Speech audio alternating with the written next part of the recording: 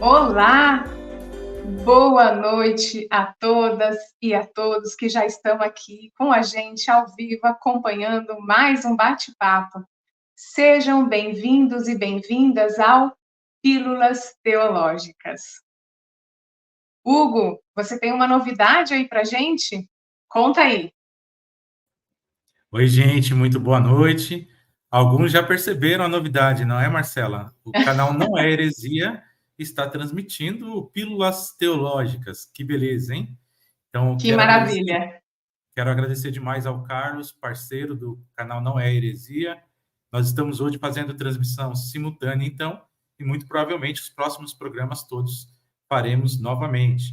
Não esqueça, curta o canal, é muito importante para a gente, toca no sininho lá, para que você receba todas as atualizações, e isso conta muito para a gente por conta do funcionamento dos algoritmos que vão indicando para mais pessoas. E não esqueça também de acessar o Pílulas Teológicas no Spotify, isso mesmo. Você já consegue ouvir e ver no Spotify. Então, fique bastante à vontade para também seguir lá no Spotify, que isso nos dá um vigor, nos dá ânimo para continuar. É isso aí, Hugo. Muito bem, gente. Então, hoje, eu e o Hugo temos um convidado muito especial e que nos traz um tema, eu diria assim, um tanto desafiador. O que é a salvação prometida por Jesus? Pois é, um tema instigante, não é mesmo, minha gente? Aliás, os cristãos, as cristãs, em geral, é isso que buscam, né? A salvação. Agora, esse tema é bastante polêmico, por quê? Porque há diversas interpretações, há diversas possibilidades, e hoje a gente vai falar exatamente nisso, né? E o Felipe, deixa eu apresentá-lo aqui formalmente, é importante também para saber de onde ele fala. Felipe Souto é doutorando no programa de pós-graduação em Ciências da Religião na Universidade Federal de Juiz de Fora, estuda a obra do Gianni Vattimo, autor que irá abordar nesta mesa redonda, e foi pesquisador visitante dos arquivos Vattimo na Universidade Pompeu Fabra, em Barcelona.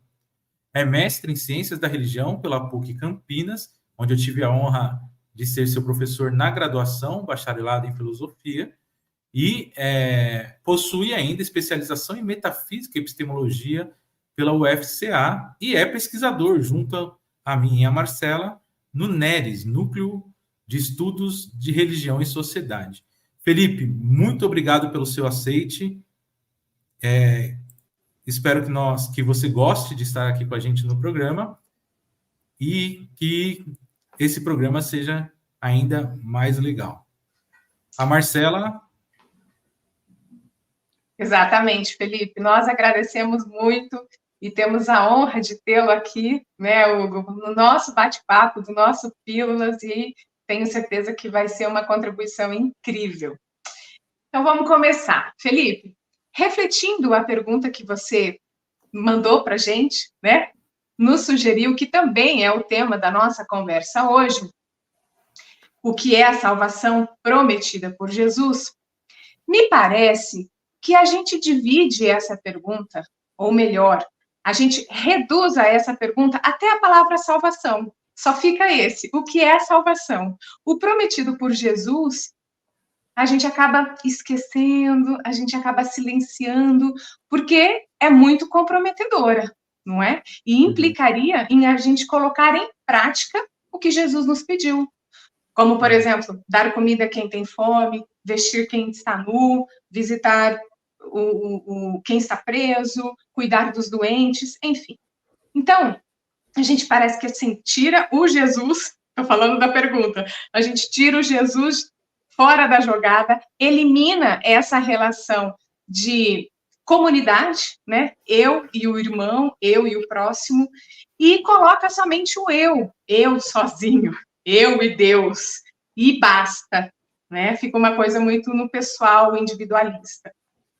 E aí também, eu seguindo as leis, praticando os mandamentos, me sinto merecedora da salvação. Que volto aí para a pergunta, né? Mas eu lanço a pergunta para você, Felipe, integral como você nos propôs. O que é a salvação prometida por Jesus? Muito boa noite, Marcela, Hugo. É um prazer poder estar aqui nessa live com vocês. Quando o Hugo me convidou, eu aceitei prontamente, embora a gente tenha ficado batendo a cabeça ali para chegar nessa formulação, né, Hugo? Da pergunta como tal.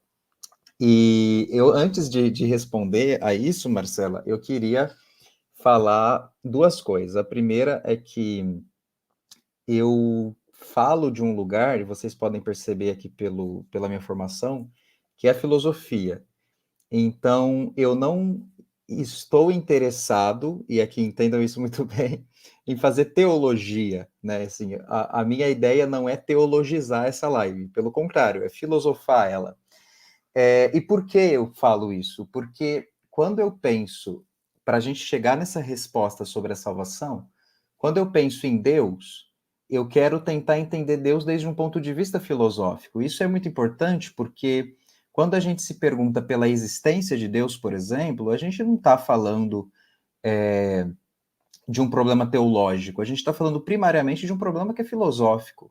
Quem se pergunta pela existência não é a teologia. A teologia faz um conhecimento que parte a partir da existência. Se há Deus, então há teologia. Ainda que essa teologia possa ser, por exemplo, uma que eu vou assim flertar muito nessa noite, que é a teologia da morte de Deus, por exemplo, né? Ainda assim é um discurso se há Deus, né? Agora, a filosofia, ela quer dar um passo anterior. Então, a minha tarefa aqui é justamente dar esse passo anterior. A outra questão que eu ponho, assim, questão não, a outra coisa que eu queria falar é que essa coisa de pensar sobre Deus e de pensar a existência de Deus e de pensar a salvação é muito própria de uma tentativa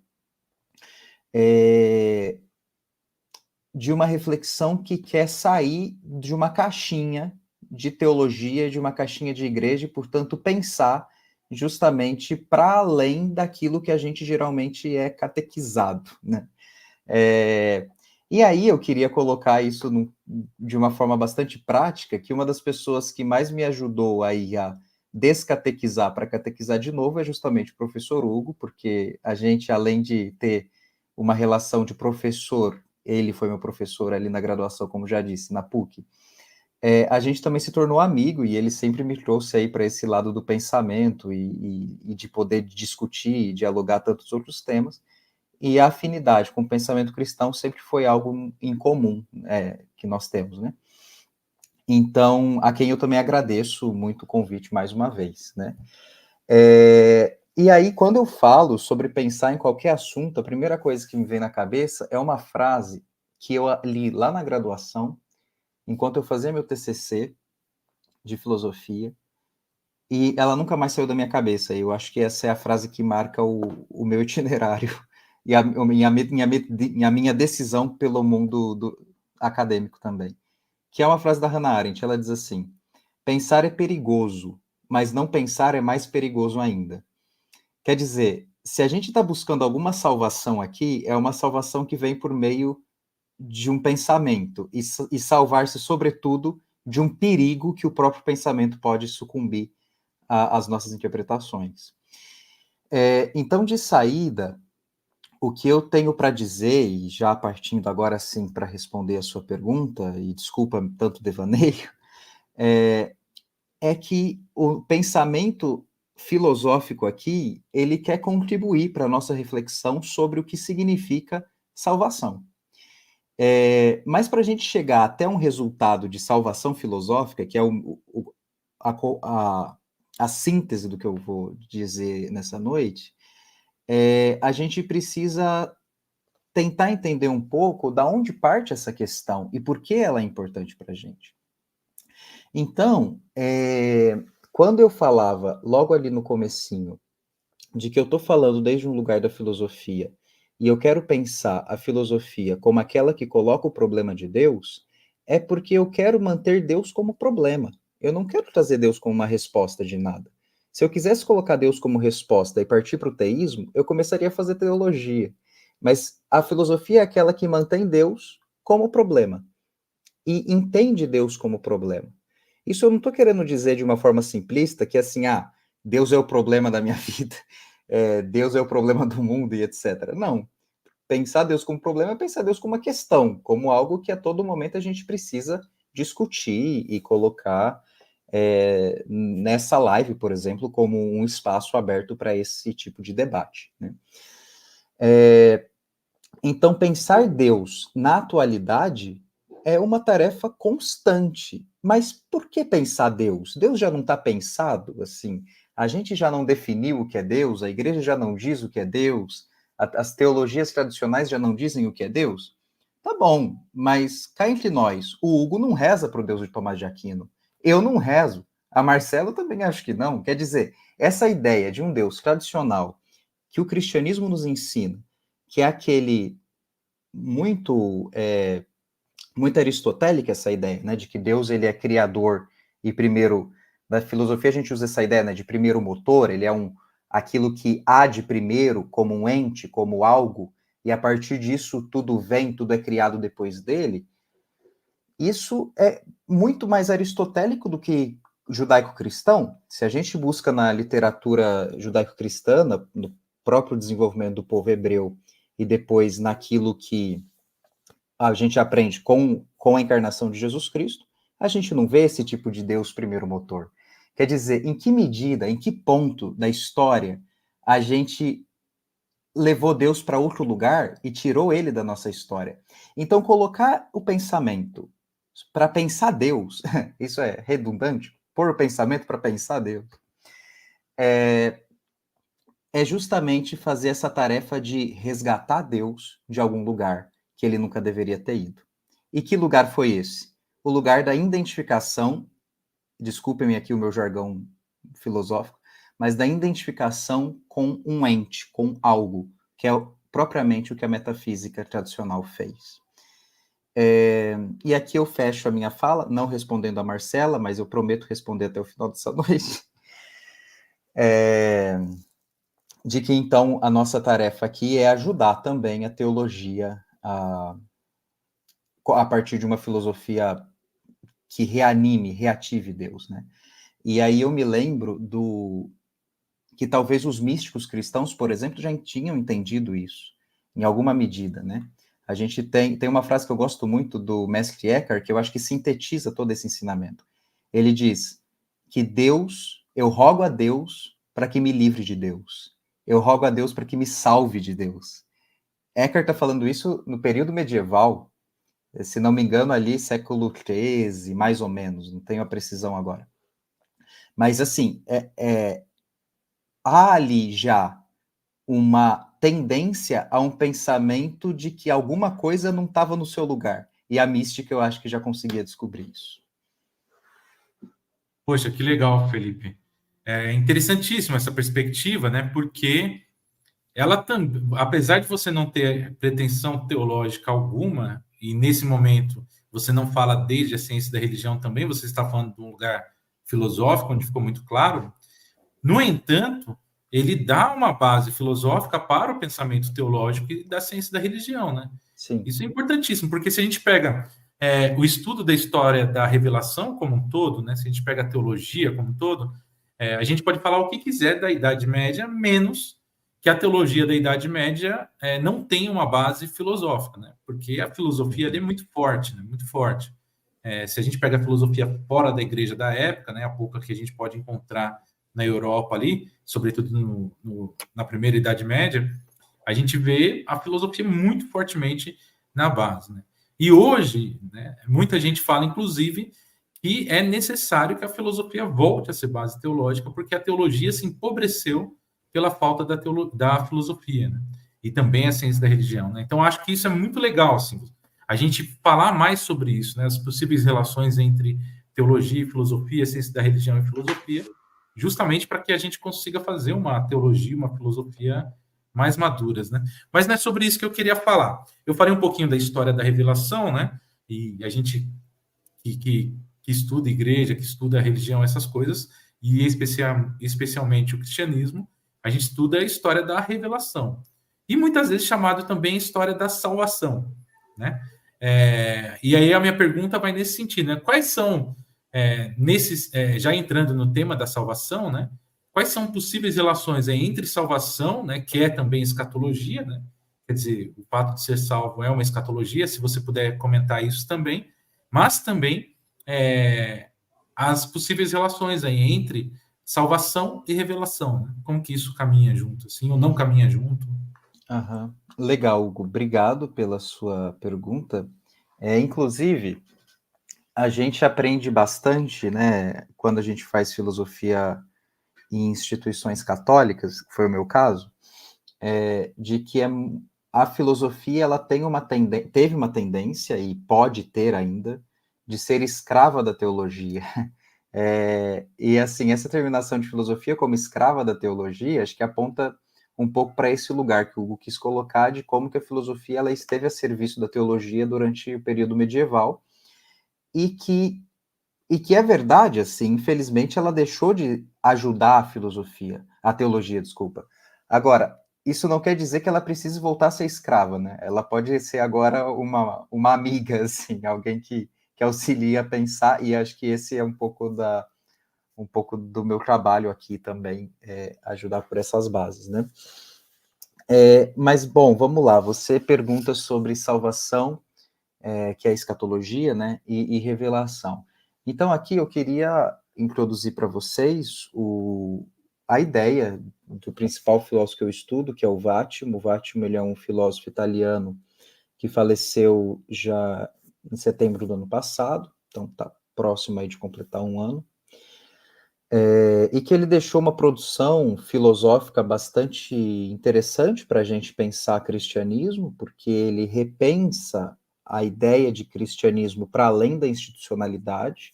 Então ele tem a proposta aí de um cristianismo não religioso, que a gente fala, que é justamente um cristianismo que não funciona dentro dos limites da instituição e que tenta alargar um pouco os espaços de aproximação do cristianismo.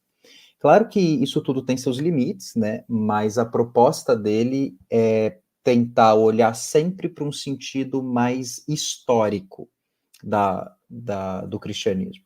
E aqui, quando eu estou dizendo histórico, eu não estou querendo falar de historiografia. Assim, o que seria historiografia? Historiografia é como a história que a gente aprende dos livros de história como um fato do que aconteceu, por exemplo, o descobrimento do Brasil, proclamação de república, etc. Isso é uma historiografia, isso é a história que a gente faz a partir dos fatos que nós temos e que marcam a humanidade, né?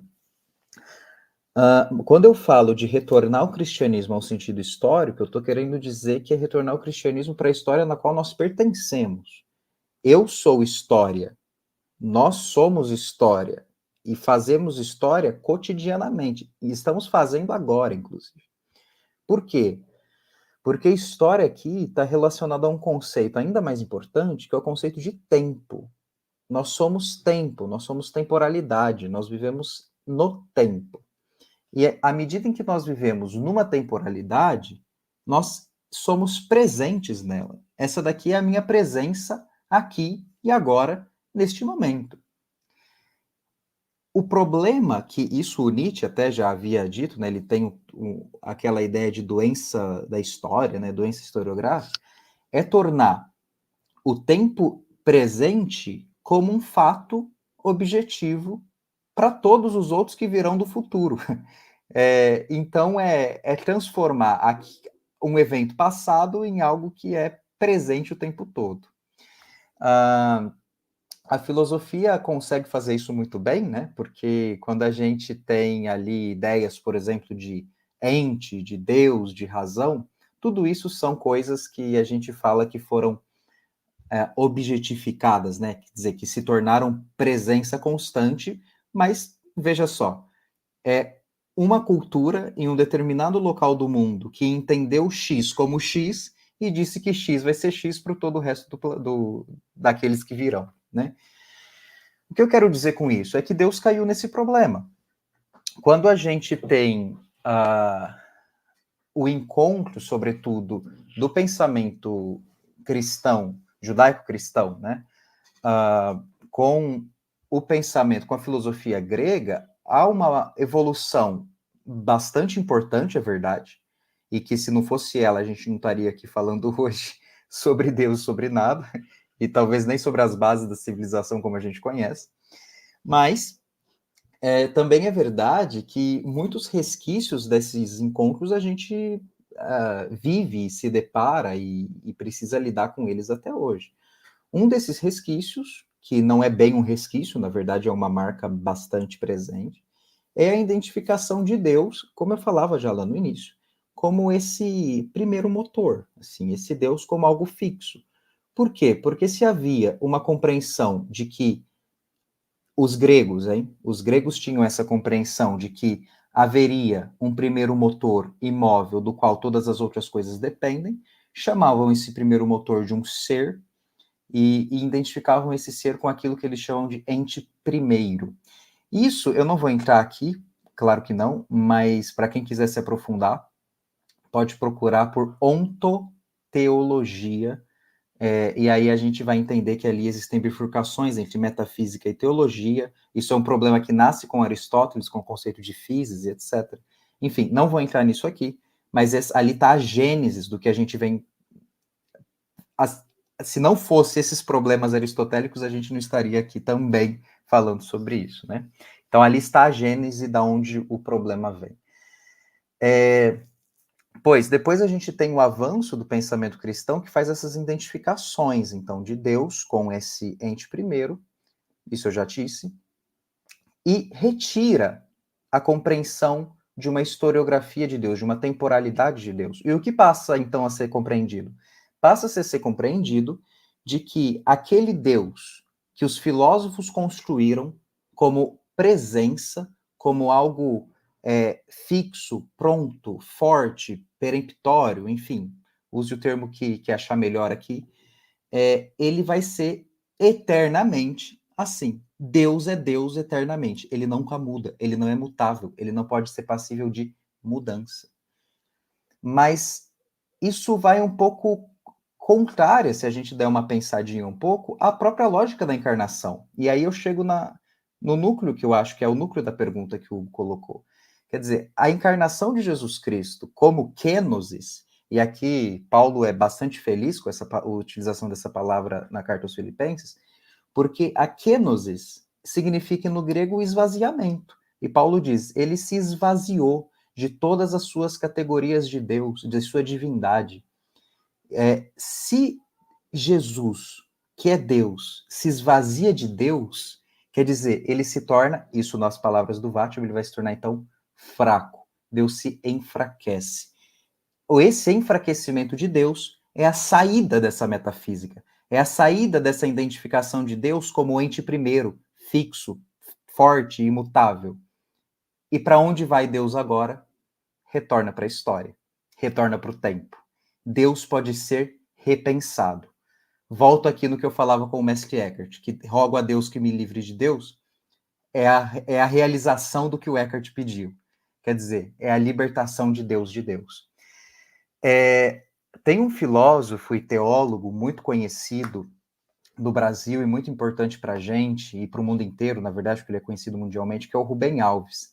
Ele tem um texto, assim, bonito e super chamativo de título, que é Deus Morreu, Viva Deus. Veja, aí ele está querendo celebrar a morte de Deus. Ele está querendo celebrar justamente a não mais identificação de Deus como esse ente que a gente está conversando aqui. E ali naquele texto ele vai discutir claramente as raízes modernas da identificação de Deus, né? Assim, a questão da metafísica moderna, o problema de Deus já em Marx, em Feuerbach, e aí ele vai avançar com o argumento dele para chegar no final até e juntar isso com o Nietzsche, que é bem próximo até do que o Vátimo faz. E aqui, então, é inevitável, já na minha fala, que apareça a afirmação nietzschiana, né, da morte de Deus. Deus morreu. No aforisma 125 da Gaia Ciência, o Nietzsche, aqueles que leem o Nietzsche, gostam dele, vai lembrar que entra um louco e aí o louco começa a fazer um testemunho gigantesco, e no meio da fala dele ele diz, Deus morreu.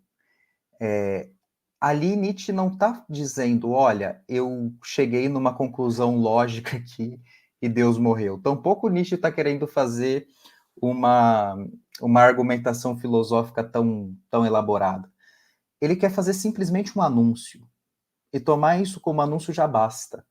Porque anúncio é justamente o que a mensagem cristã faz o tempo todo, é anunciar. A morte de Jesus, a ressurreição de Jesus sempre foi anúncio.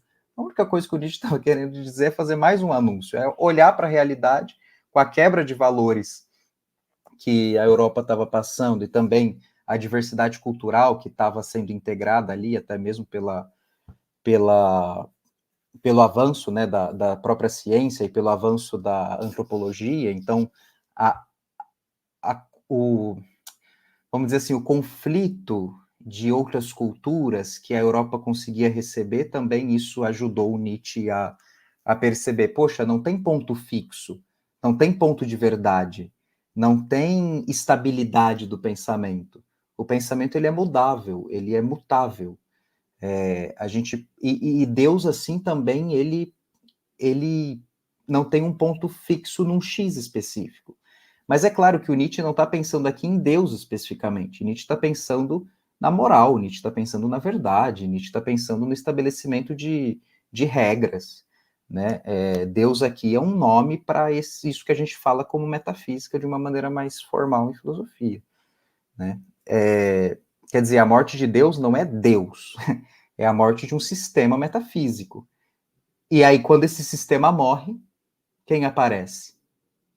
Deus mesmo, assim. Aparece a possibilidade de pensar Deus, então, de uma forma na historicidade humana. Por quê? Porque a historicidade humana é aquela que vai abrigar a capacidade do ser humano encontrar sua escatologia, sua salvação. Então, a gente começa a pensar a salvação agora na história, e não mais pensar a salvação referente a um ente no qual a gente vai olhar e vai precisar seguir a regrinha que ele passa para a gente de cima do céu e a gente consegue seguir. Não é isso que esse Deus histórico que Jesus apresenta parece se sugerir. Muito pelo contrário. Bom, eu vou deixar aqui em suspenso e passo para vocês falarem. Tá, mas só para terminar aqui, Marcelo, antes de passar para a próxima, a gente poderia resumir, então, Felipe, de que nessa perspectiva do Batman, né, e essa a partir de onde você fala, a salvação, a história da salvação, ou da escatologia, se você quiser, ela desce do céu e se encarna. Né? Então, ela faz parte da história agora. É isso? Isso, perfeitamente. A gente começa a pensar uma salvação que não se preocupa em salvar uma alma.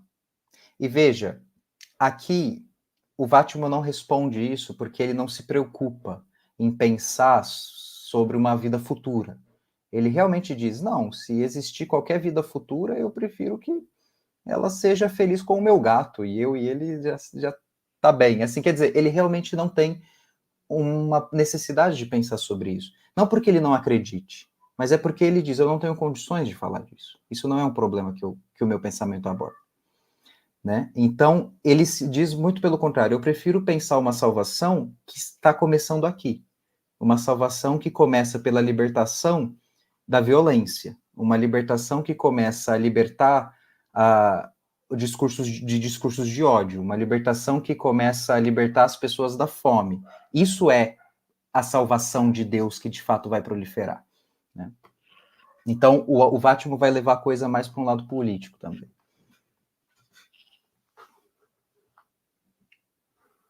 Perfeito. Ainda mais para os dias de hoje, né?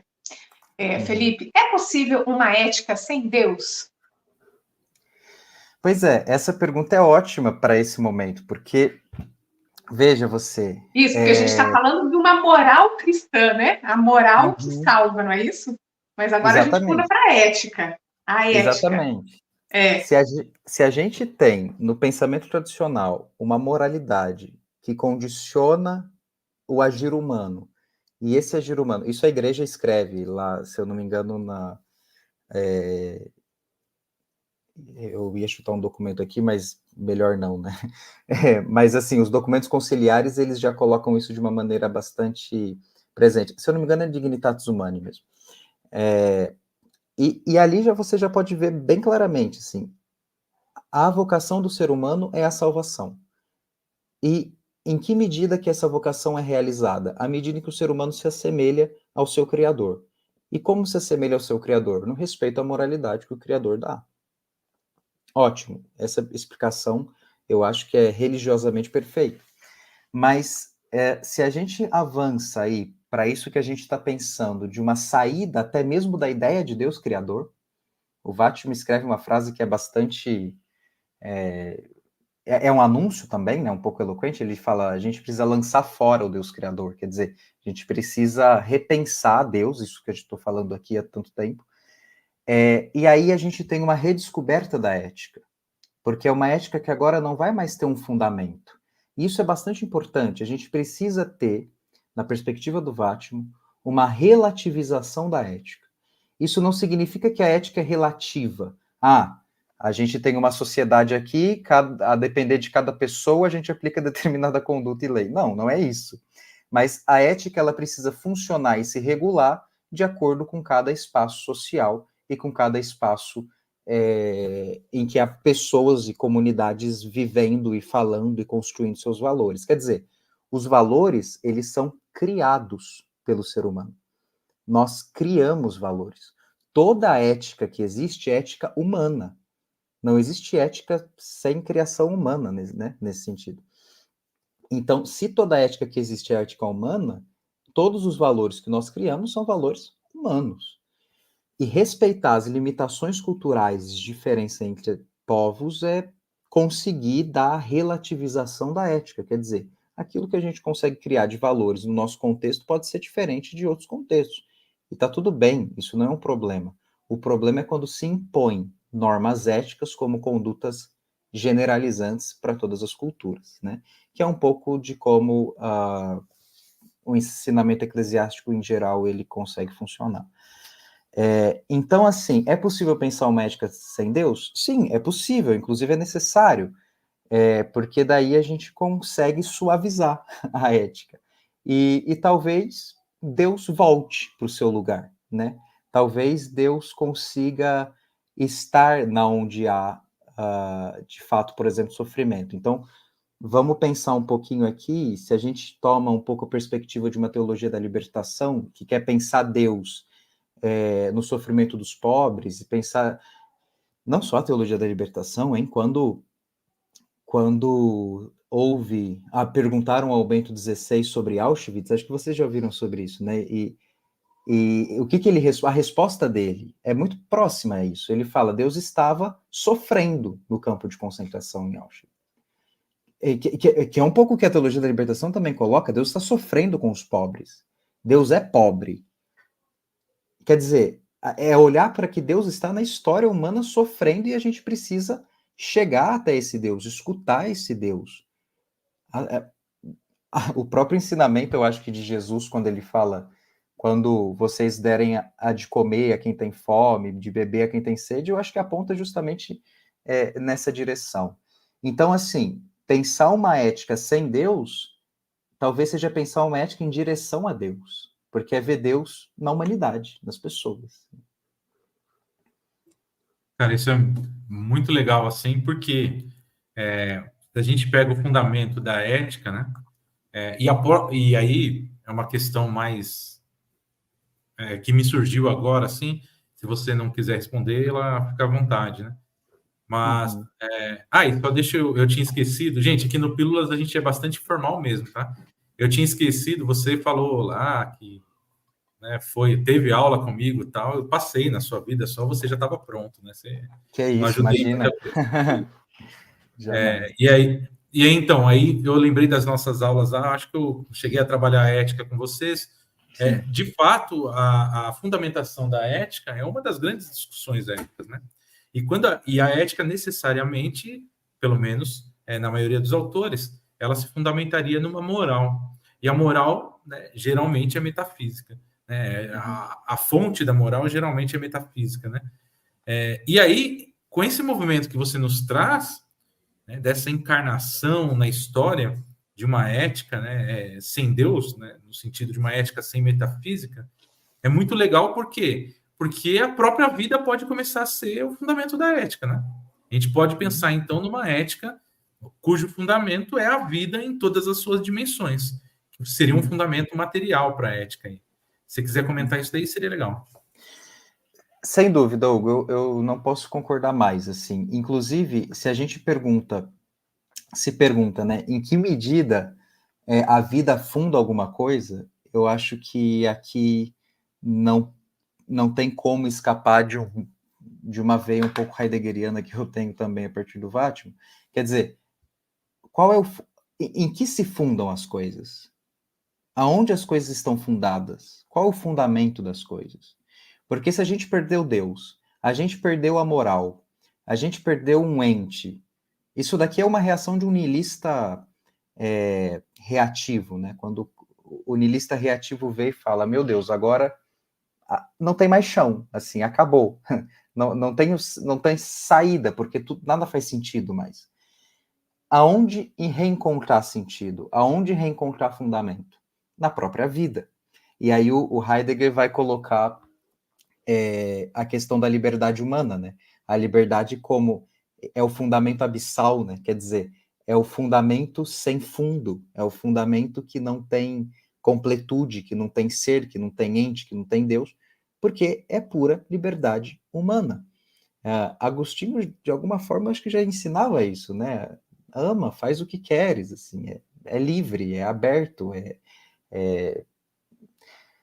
nada que há de construção humana é capaz de ser fundada fora do humano.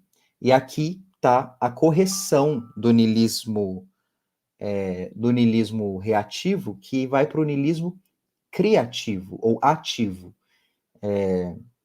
e que o Nietzsche o Vattimo faz essa aproximação, mas o Nietzsche também já faz, que é a aproximação com o artista. O que funda o artista? Aonde que o artista pode fundar suas criações, suas obras, seus textos, suas telas, suas poesias, enfim? O artista funda em nada mais do que sua própria experiência, sua própria humanidade. O artista é aquele que é capaz de tomar a realidade que tem diante de si e construir o novo, e construir seus próprios valores, e construir sua própria história. E nessa direção de projetar. Aquilo que o artista faz e constrói é projeto de sua própria existência. Essa é a afirmação de um niilismo ativo que, vatimianamente, assim, a gente precisaria assumir.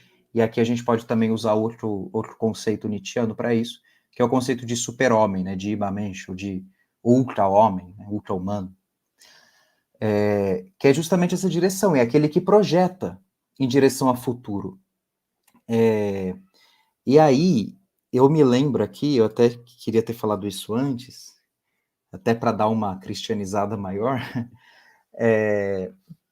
mas se a gente lê lá na Carta aos Tessalonicenses, a Carta aos Tessalonicenses tem alguns ensinamentos muito legais, porque Paulo faz uma referência de que os cristãos devem viver como se não fossem casados, como se não tivessem não sei o quê, e etc. Ele vai fazendo uma série de listas.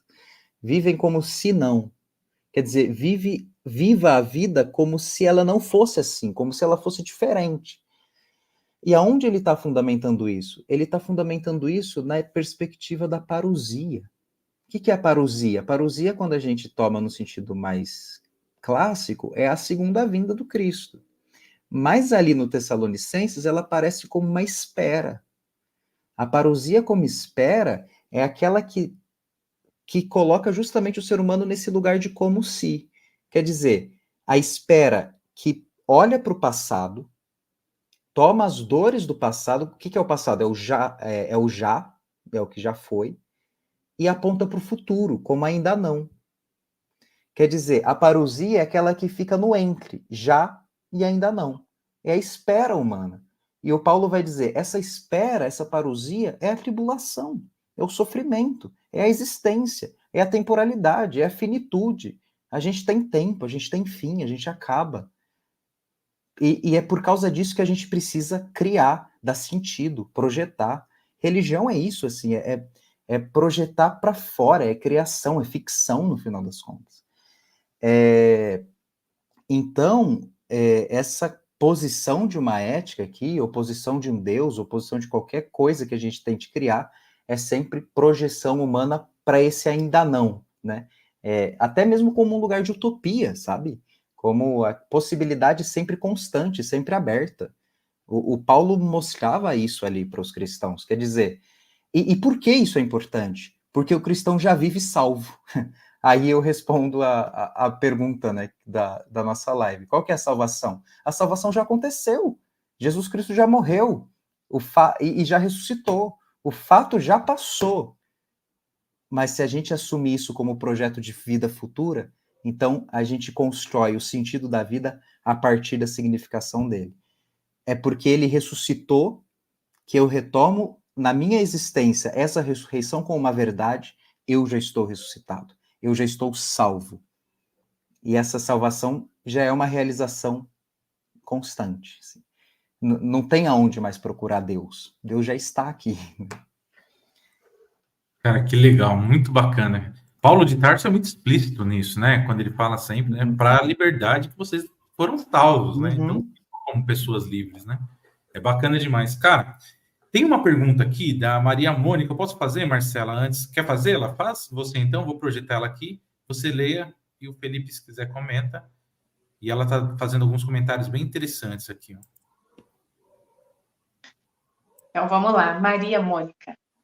Andrés Torres Queiruga, espanhol, filósofo e teólogo, demonstra que em Jesus de Nazaré, não o Cristo, a imagem de Deus é quebrada. Já ouviu ou leu esse cagelo? Santiago de Compostela.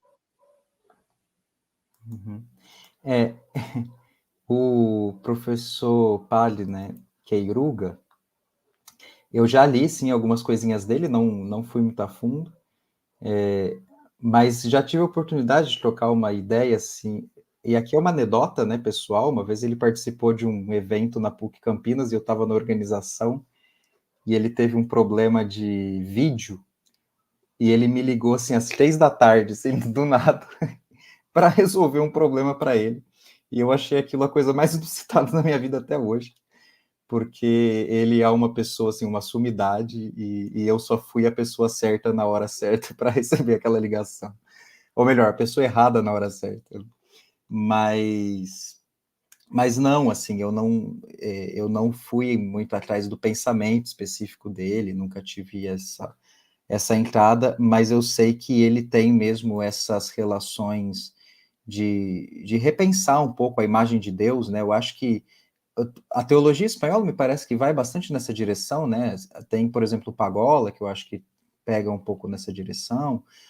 Muitos autores aqui, talvez até pela proximidade também, não sei, aqui é um chute, mas com os outros autores da América Latina, eu acho que essa troca também do que foi produzido de uma teologia da libertação e etc., eu acho que essas comunicações acabam acontecendo.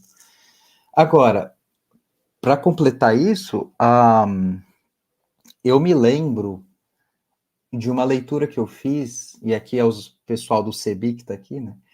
Do Carlos Mesters, e ele escreve algo que eu sempre achei fascinante desde quando eu li. Assim, é uma anedota que ele conta, de que assim, imaginem vocês que vocês estão com a foto de um homem alto, ríspido, franzinho, e quando você olha para essa foto, você está num grupo de pessoas, podia ser nós 3 aqui, e a gente começa a falar mal desse homem.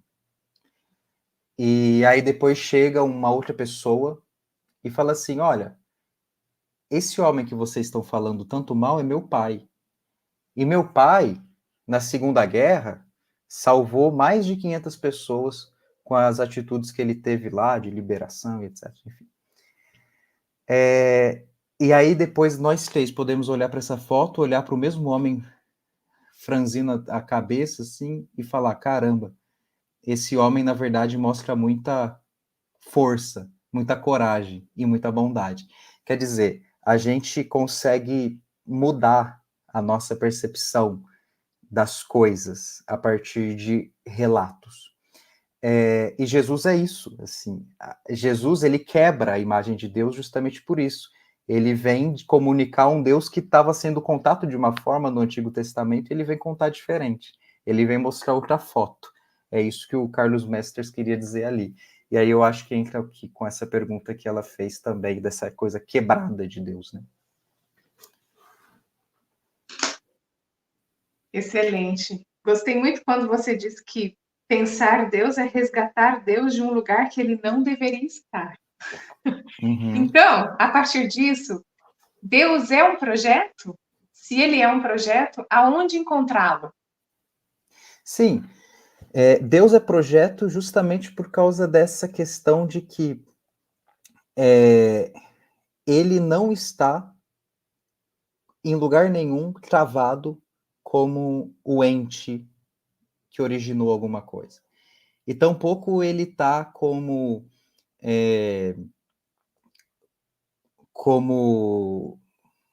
posso dizer assim, como esse legislador moral da vida humana. Ele está muito mais presente, assim, naquilo que Jesus de Nazaré pôde ensinar para a gente de forma tão bonita, caminhando com a gente como amigo. Ele está do nosso lado. A gente lembra lá dos discípulos de Emaús, no final do Evangelho de Lucas, né? Eles estavam conversando, aparece alguém, esse alguém começa a conversar com eles e contar sobre a história de Jesus, e quando eles vão ceiar, esse alguém desaparece, e um olha para o outro e diz: o nosso coração não ardia quando ele falava? Quer dizer, reconhecia a presença de Jesus na história, na vida, no caminho.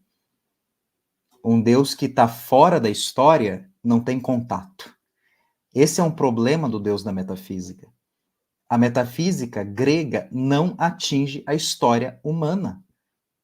Ela não pode ter relação com um princípio judaico-cristão da encarnação, porque não atinge a história humana. Então, o Deus da história humana, se a gente quiser pensar em Deus hoje, é preciso matar esse Deus, né? É por isso que a teologia da morte de Deus, a hora que a gente ouve é assustadora, e aí quando você vai ver, ela é linda, porque ela recupera o significado de Deus, e aí aponta como projeto, quer dizer, aquilo que faz o coração arder, é aquilo que faz a gente construir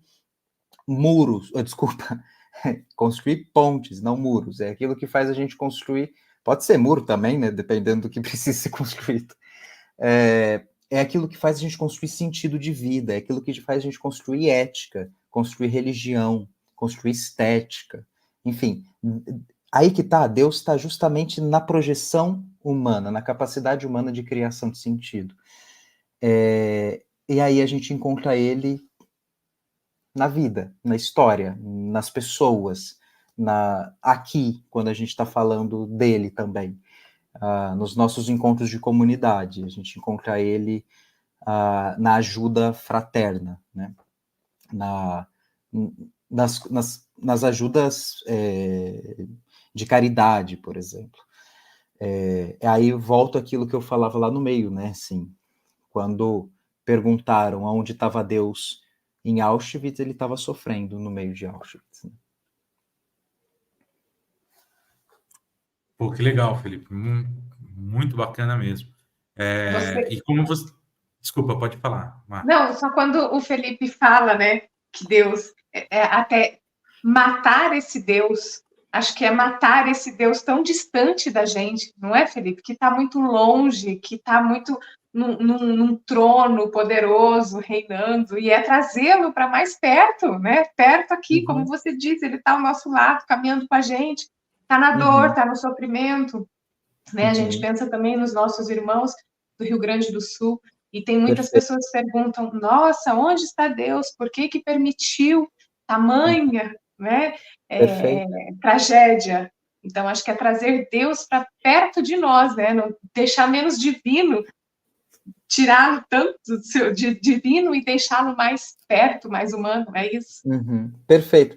Inclusive, Marcela, você me fez lembrar de uma coisa que a gente viu muito tristemente no meio de tanta tragédia, padres e pastores afirmando que a tragédia no Rio Grande do Sul é falta de Deus e falta de uma adoração a Deus naquele local. Mas aí de qual Deus estamos falando, não é? Exatamente. Qual Deus é esse? Uhum. Porque o Deus anunciado por Jesus Cristo jamais tem essa tendência de vitimização, de violência, E de punir. de exterminar, e de punir, de punição. Uhum. Isso não é tarefa de Deus, isso não se passa na cabeça de Deus a violência contra o seu próprio povo. Por isso que libertar-se dessa imagem de Deus é a gente começar a entender também um diálogo para fora da religião cristã. Quer dizer, é ser capaz de entender Deus como manifestação também em outras religiões e pôr isso tudo em diálogo. É ser capaz de olhar para o Rio Grande do Sul e não vir com esse discurso condenatório, que nem sentido faz, nem lógica tem, e que só encontra espaço para crítica diante do sofrimento, quer dizer, para navegar no sofrimento das pessoas, né? E que não é responsável nem com religião e nem com quem está sofrendo. E Deus continua sofrendo ali com o povo sofredor. Né? E uma coisa que você está falando aí, Felipe, e me lembrei agora, eu acho que nós precisamos libertar Deus, porque eu acho que cada religião acabou aprisionando Deus para si, né? Uhum. Então nós precisamos libertar esse Deus, porque como ele não é só de uma religião, de um povo, né?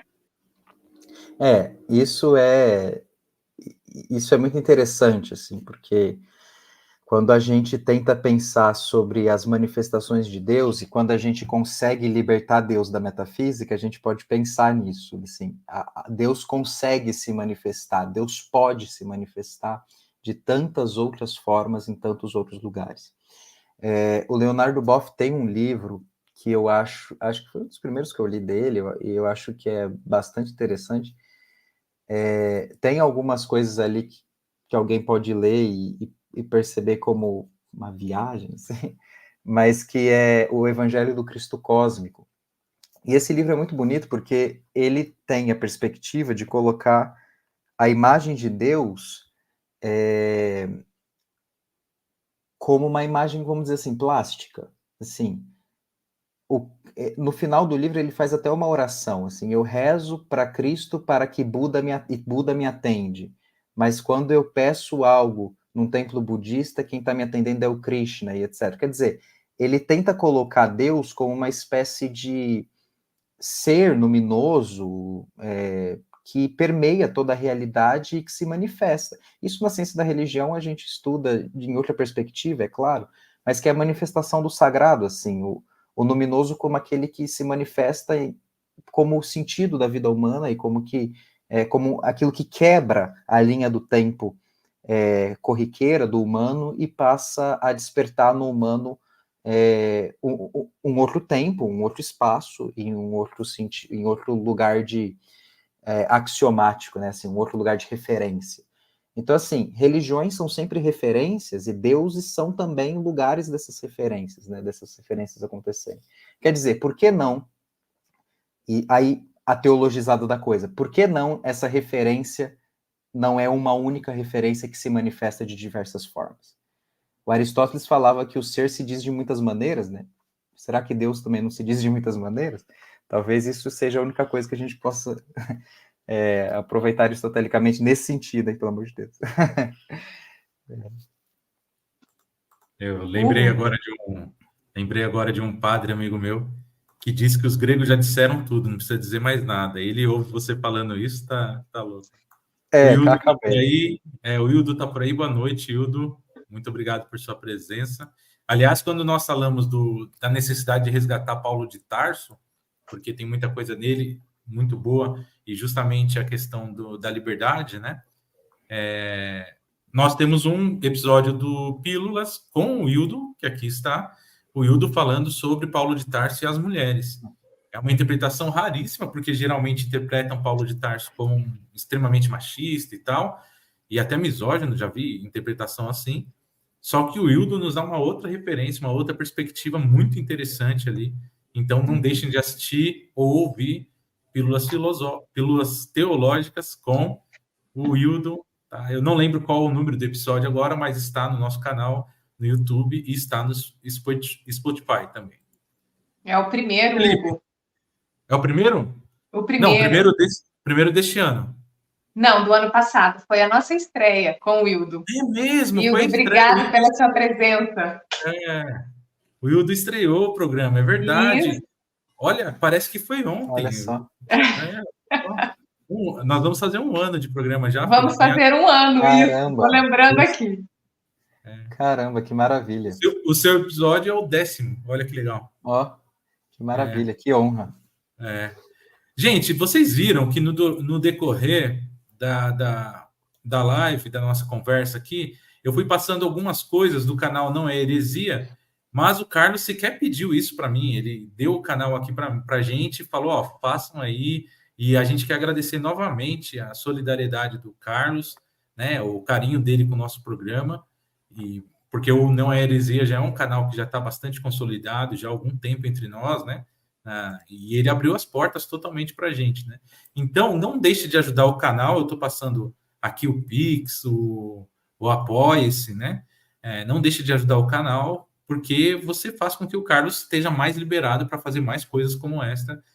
Inclusive, tem muitas novidades este ano no Não é Heresia, e no Pílulas também.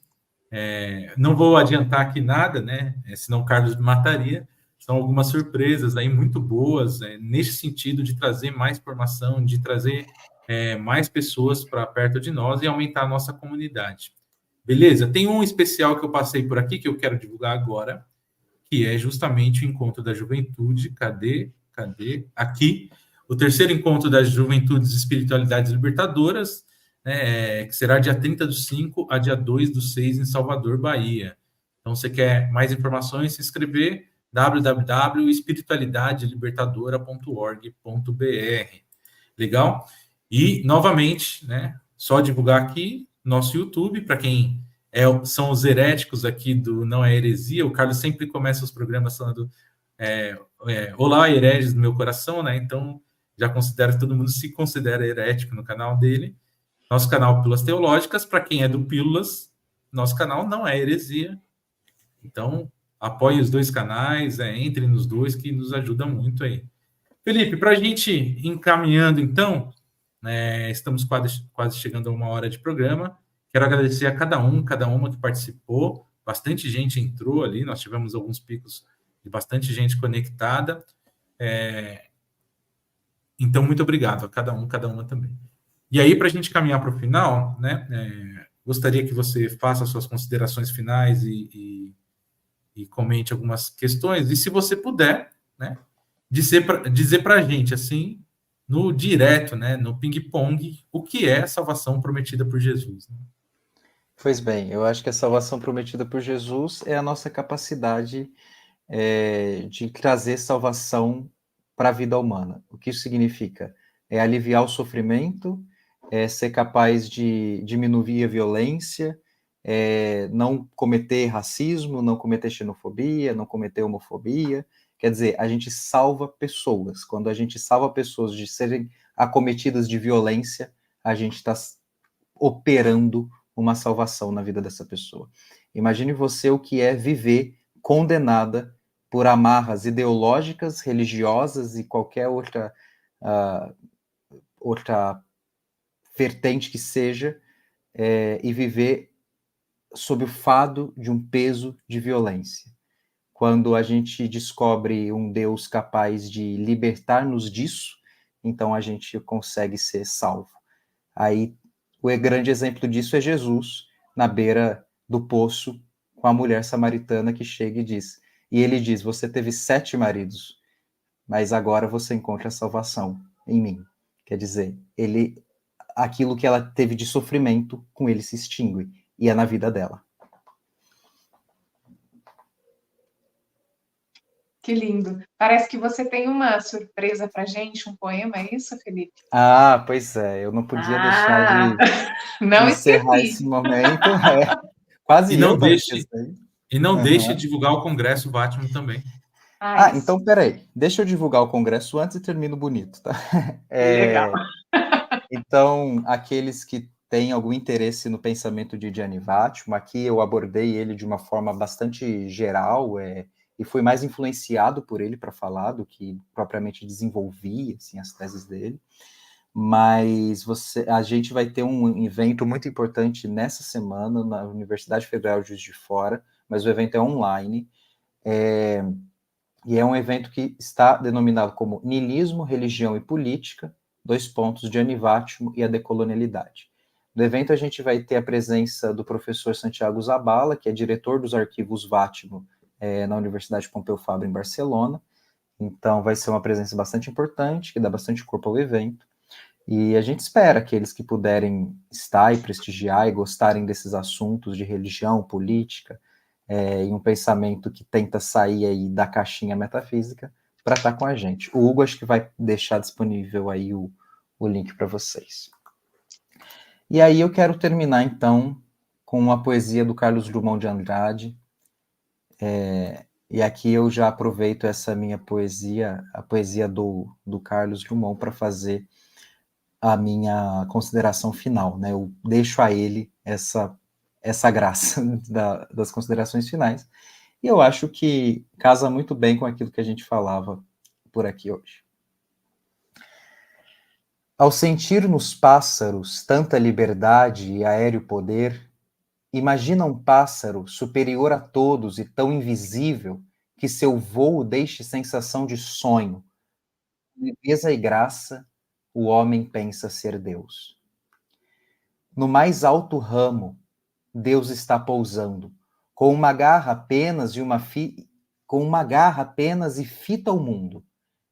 Do mais alto ramo, desfere voo e sai por aí bicando as coisas, indiferente às coisas bicadas, encantadas. Bica-me, Deus, de manso nos olhos, antes referência que repressão. Pisa o bico no local, e dói. Ao sumir crocita, hoje te perdoo. O que Deus perdoa, só o sabe Deus. Deus rumina, que fazer acaso? Mais um terremoto? De que proporções? Uma nova guerra? De quantas nações? Que margem ceder ao capricho do homem? Vai nascer um artista? Nascerão idiotas? Surgirão robôs? Ao findar o tempo, tudo se acomoda à sua vontade. Já não há projeto de outro Deus ou vários. Laços encraçados, gemidos, crepúsculos, sempre continuado. O homem, arrependo-me da criação de Deus, mas agora é tarde. E aqui termino com Drummond, sempre muito sensível a essa capacidade humana de criação de Deus, de técnica. Eu acho que Drummond é assim, uma epifania de Deus também na nossa sociedade, na nossa literatura. Felipe, sem palavras, agradecemos, né, em meu nome, em nome do Hugo, a sua presença aqui. Eu acho que teria muito mais assunto, né, Hugo, para a gente conversar muito mais em outras, mas quem sabe, né? A gente volta. Ele aceita o nosso Obrigado, convite de Marcelo. volta, né, Obrigado. Hugo? Certeza, já é carteirinha aqui. Isso. Obrigada também a todos que nos acompanharam com perguntas, né, e ajudando aí a divulgar o nosso canal, o canal também do Não é Heresia. Agradecer ao Carlos pela acolhida, pela abertura, agradecer a todos e nos ajudem aí divulgando, curtindo, comentando, compartilhando, para que estes canais sejam um canal de conhecimento que nos ajuda a viver bem.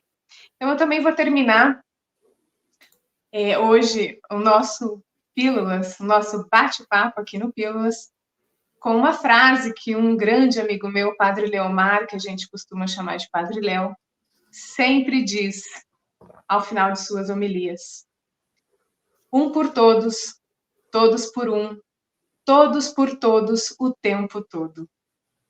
Muito obrigada. Até breve, gente. Paz e bem. Tchau, tchau.